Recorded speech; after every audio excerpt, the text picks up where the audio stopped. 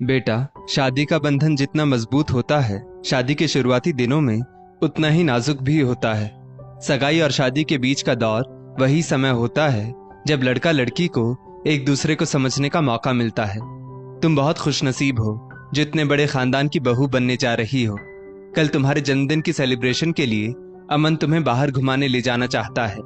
सलीके से रहना। अपने मंगेतर के साथ बाहर जा रही हो, पर अपनी मर्यादा मत भूलना। कंफर्टेबल होने के चक्कर में लापरवाही या अनजाने में गलती मत कर बैठना। समय से घर वापस आ जाना।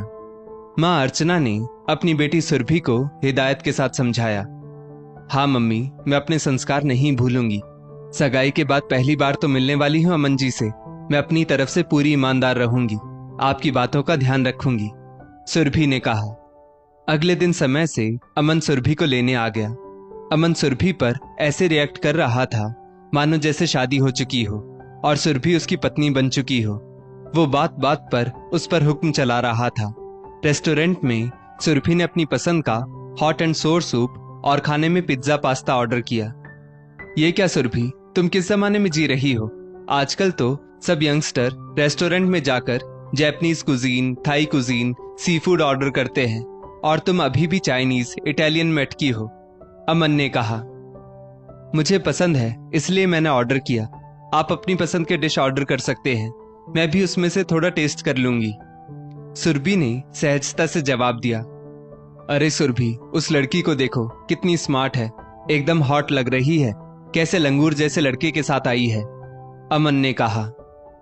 अमन का दूसरी लड़की के बारे में बात करना सुरभि को पसंद नहीं आया, वो भी सगाई के बाद पहली मुलाकात में, जबकि उसका पूरा फोकस सुरभि पर होना चाहिए था।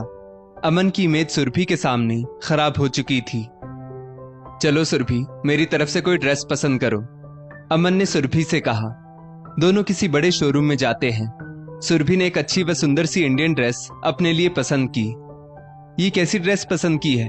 एकदम बहन जी टाइप, कोई ट्रेंडी ड्रेस पसंद करो, एकदम खराब चॉइस है तुम्हारी, अमन सबके सामने ही चिल्लाते हुए बोला।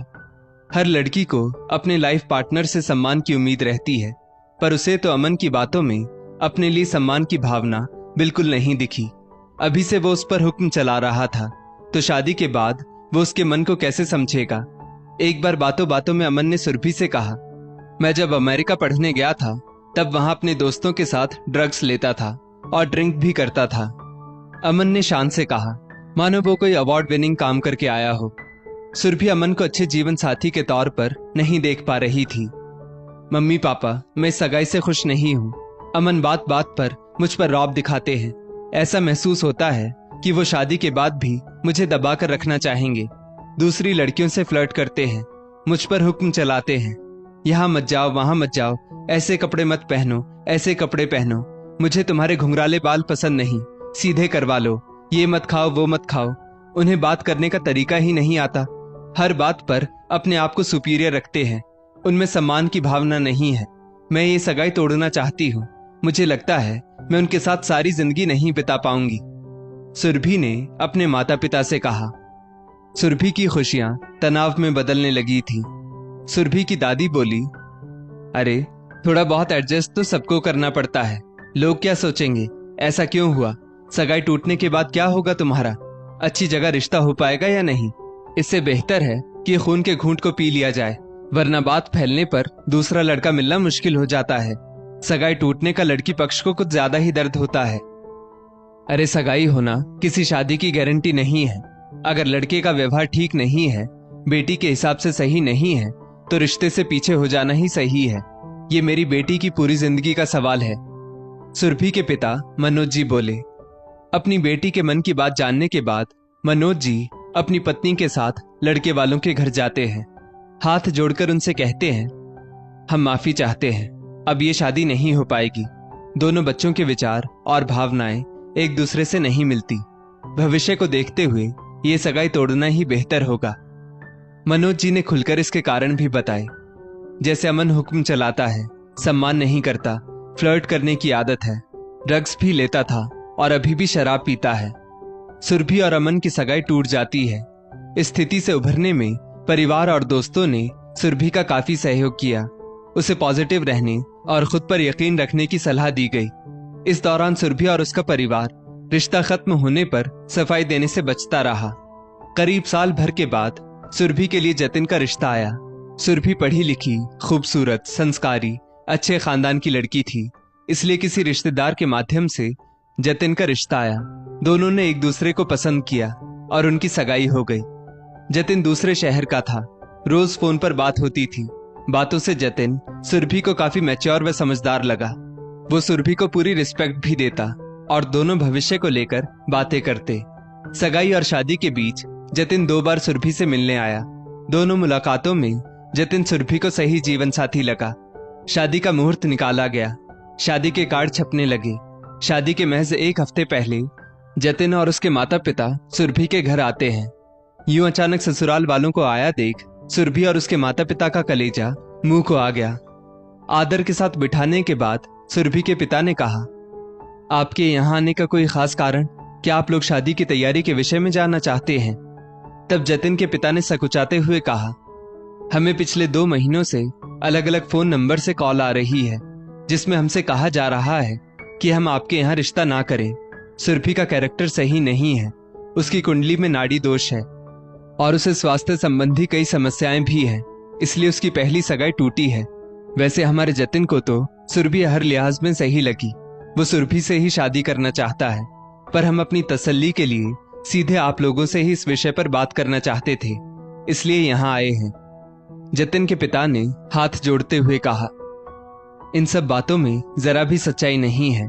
ये बात सिर्फ अफवाह है जो जानबूझकर मेरी बेटी को बदनाम करने के लिए फैलाई जा रही है। आप सारे फोन नंबर मुझे दें जिनसे आपको कॉल आती थी। मनोज जी ने कहा। उन नंबरों की पड़ताल करने पर पता चला कि वो सारे नंबर अमन और उसके पिता के थे। मनोज जी ने कहा, ये सारे नंबर अमन के नाम से रजिस्टर हैं। उसकी सगाई पिछले साल सुरभि के साथ हुई थी, पर लड़का ड्रिंक करता था, उसके विचार नहीं मिलते थे, औरत की रिस्पेक्ट करना नहीं जानता था, हुक्म चलाता था, इसलिए वो रिश्ता हमने तोड़ दिया। हमने आपसे पहले ही कहा था। 2 दिन बाद मनोज जी और जतिन के पापा अचानक से अमन के घर जाते हैं। वहां उसके परिवार के सब सदस्य मौजूद थे। आप लोगों से हमें ये उम्मीद नहीं थी।